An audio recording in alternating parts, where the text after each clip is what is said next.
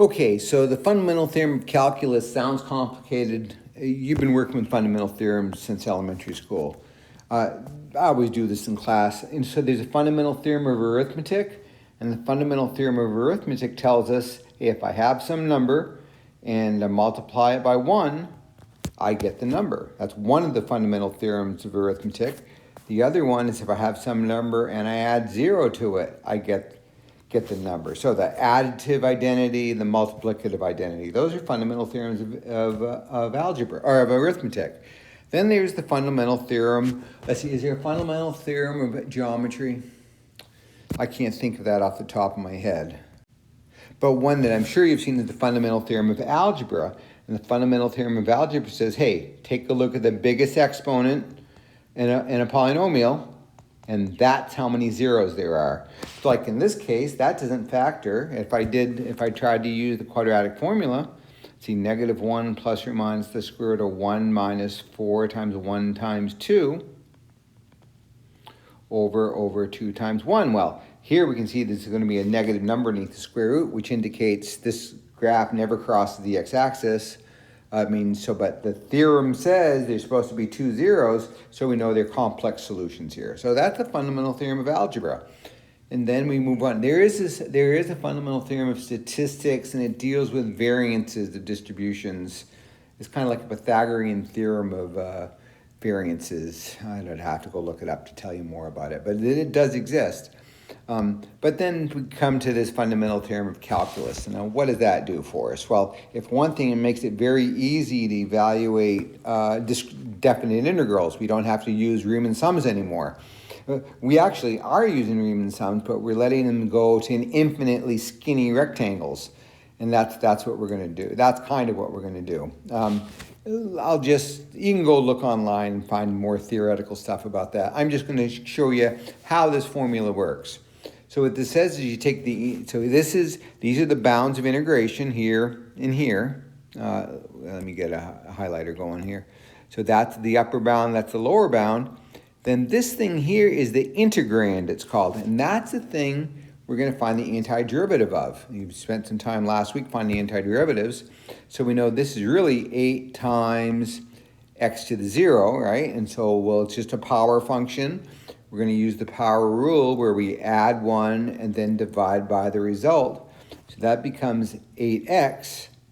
And then what we're going to do, the fundamental theorem of algebra or calculus says, now we're going to evaluate that antiderivative, upper bound, f of the upper bound minus f of the lower bound. And the convention we use to do this, so we'll write a vertical line, and we'll say 8 times 7 minus 8 times 3. So you see the b and the a, if on f of b minus f of a, so 56 minus 24 is 32. So that's the area under the curve of 8. Now maybe you're thinking that's magic. Where's that coming from?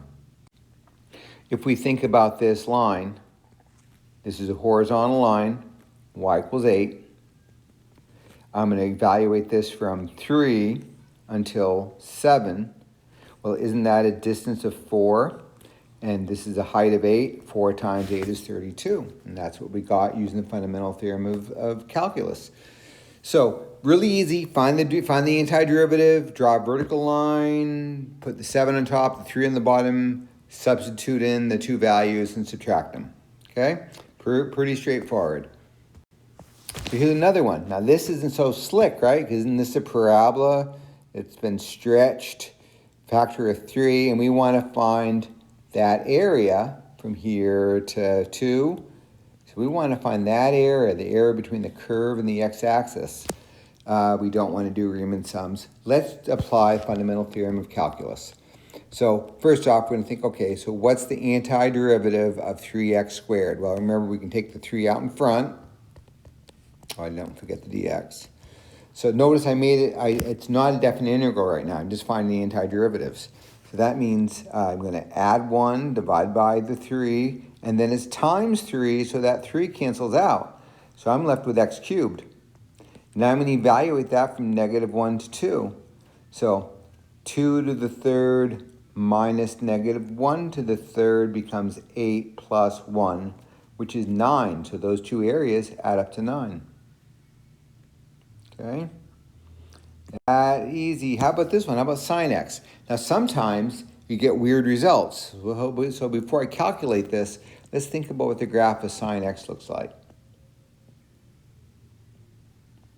So this is going to be pi over 2. This is going to be pi. This is 3 pi over 2 and 2 pi. And I know the sine x starts at 0. It has an amplitude of 1. These are just unit circle values, right? Now they want me to find the area from pi to 2 pi. So one thing I see is, you see how this is below the x-axis? So my answer is going to be negative. Okay, so that's that. So I know I'm going to get a negative answer. What it is, I don't know, some value. So let's do it. So what's the antiderivative of sine x?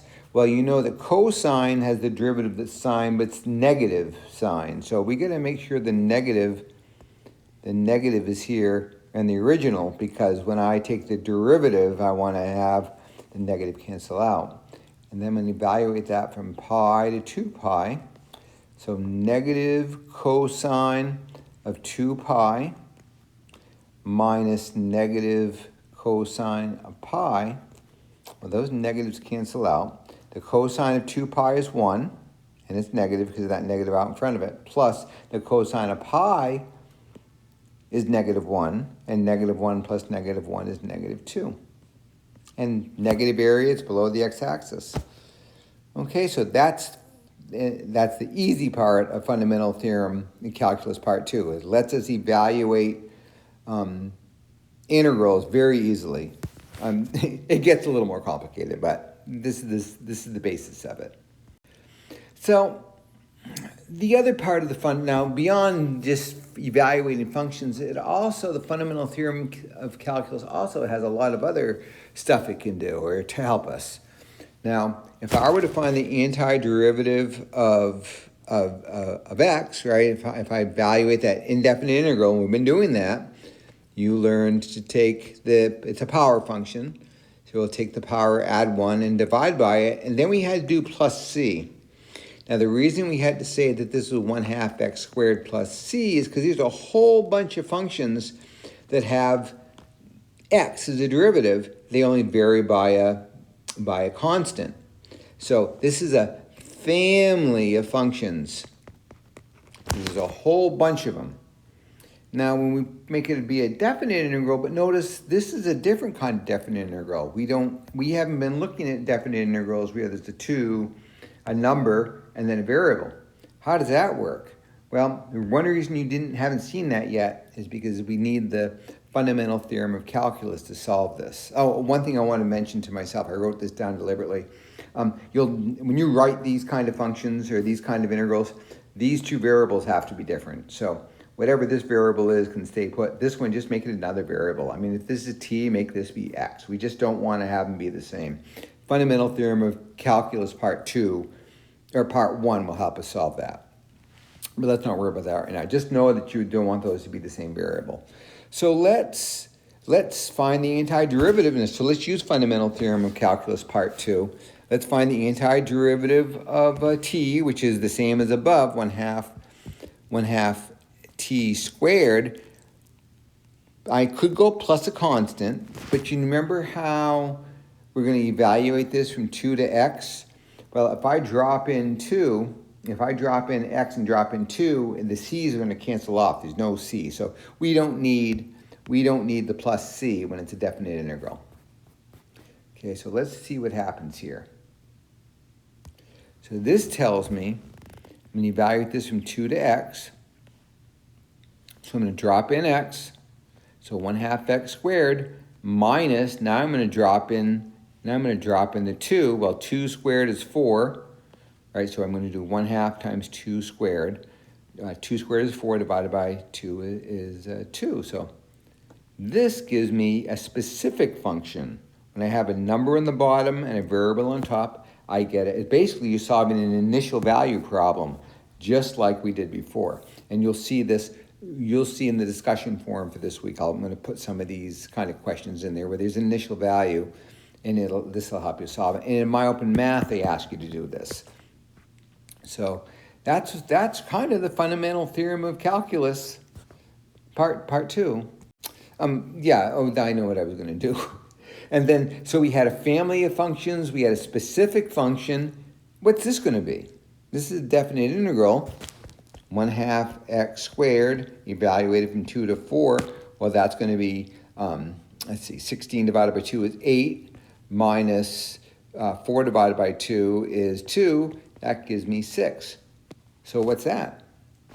Well, that's a constant, right? That's an area. So I can have 3 situations going on. If I just have an integral symbol, f of x dx, that's a family of functions, and I need the plus c.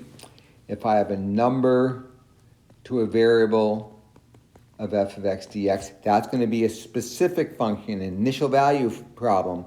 And then when I have a definite integral, that's a constant. That's a number. Okay? So I guess that's it. Let me make sure. That's all we need to talk about here. Go get some practice with this evaluating using the fundamental theorem part 2.